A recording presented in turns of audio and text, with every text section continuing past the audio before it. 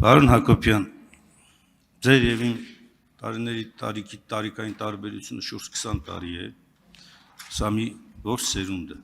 եւ ես հարգում եմ այս տարբերությունը, եւ որպես ավագ սերունդ խնդրում եմ ձեզ մի քանի հարցերի պատասխանել։ Համեցեք։ Առաջինը, դուք եղել եք Հայաստանի մշակույթի նախարար մի այնպիսի ժամանակահատվածում, երբ Հայաստանի Հանրապետությունը եւ Արցախը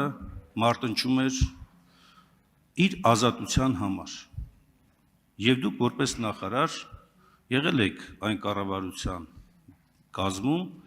որը նաեւ ղեկավարել այդ պատերազմը ու շահել է։ Այդ դուք ձեր երեկվա խոսքում գրավոր տեքստում անդրադարձակ հատկապես ինքնություն հասկացությանը։ Խնդրեմ հիմա պատասխանել, բան փոխվել է ձեր պատկերացումներում հաղթանակի ժամանակահատվածում եւ այս դառը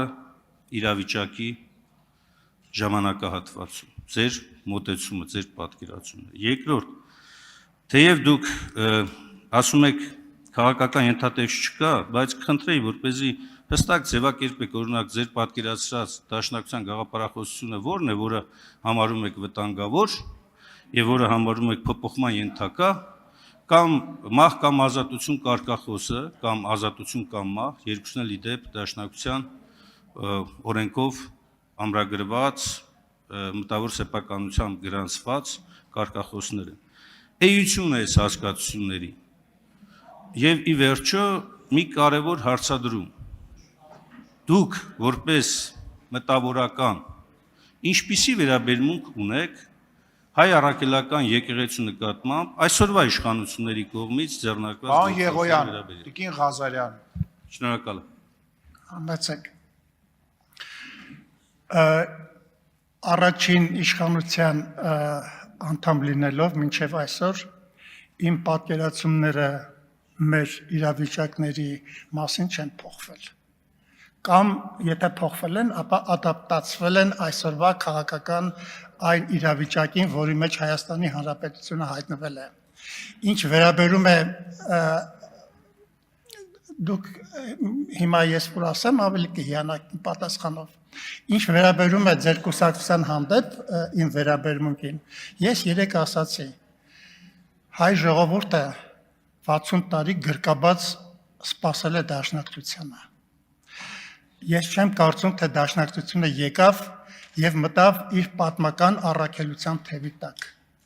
որին հայ ժողովուրդը սպասում էր։ Թե ում թևի տակ մտավ, ինչ գաղափարախոսության, ինչ քաղաքական իրավիճակների դուք ինքներդ որոշեք։ Ինչ վերաբերում է ադապտացիա բառին, ես քաղաքական տերմին եմ օգտագործում, որը վերաբերում է նաեւ կուսակցություններին։ Աշխարհում շատ կան 100-ամյա գուցե եւ լեյբորիստների կուսակցությունը, ես չգիտեմ, քանի տարեկան է, բայց ինչպես ժողովուրդները, ինչպես պատմական իրավիճակները, այնպես էլ կուսակցական գաղափարախոսությունները պետք է ադապտացվեն իրենց քաղաքական խնդիրներին։ Որովհետեւ դուք իմ ասածը ավելի ճիշտ հասկանաք, ավելի շուտ ես ավելի ճիշտ բացատրեմ։ Ես մի բան ասեմ։ Ես սրճարան հաճախող մարդ եմ եւ հաճախում եմ սովորաբար այն սրճարանը, որը ասում են դաշնակներինն է։ Լավ սրճարան, լավ սպասարկում են, լավ էժան գներ։ Ուրեմն ինձ մատուցողները շատ սիրով են էին ընդունում։ Վերջերս ուրեմն այս ձեր նախաձեռնությունից հետո այնտեղ մի շատ լավ տղա կա, որ հետ է շատ մոտիկ են։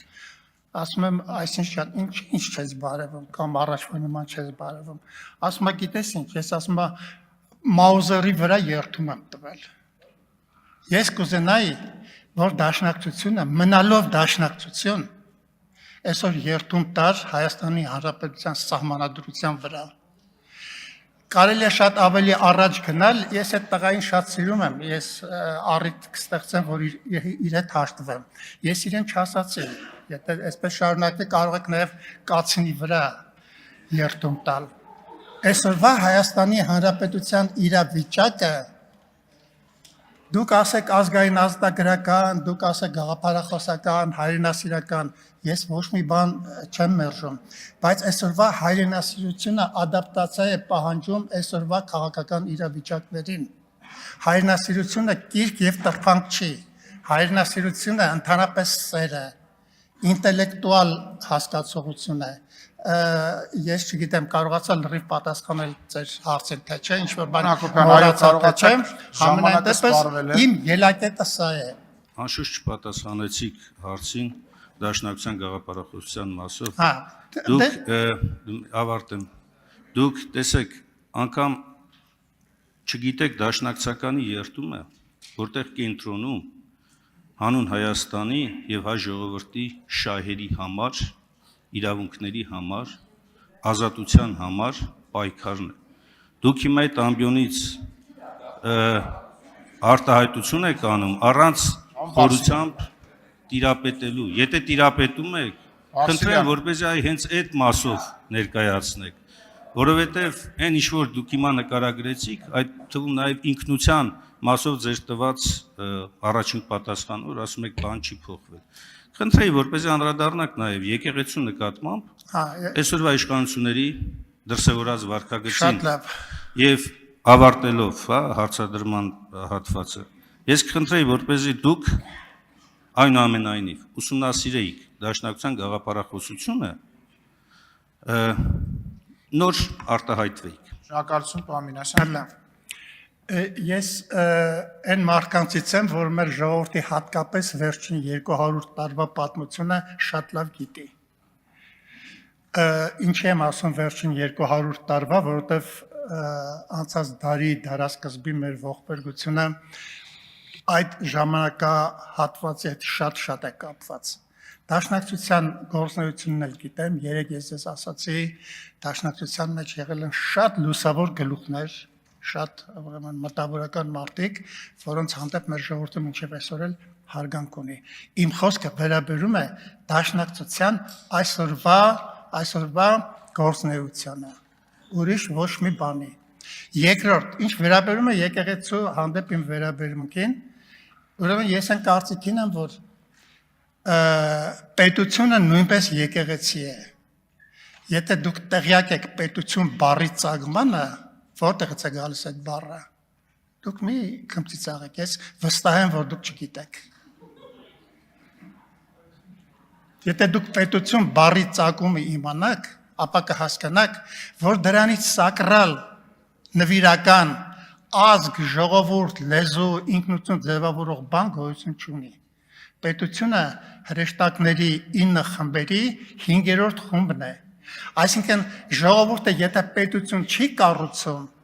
ինքը նշանակում է, որ ինքը պատմության մեջ որևէ հոգևոր առաքելություն չի իրականացնում, ինչքան էլ իր մշակույթով հպարտանա, պարծենա, երբեմն նաև գլուխ գովի։ Շնորհակալություն, պարոն Հակոբյան։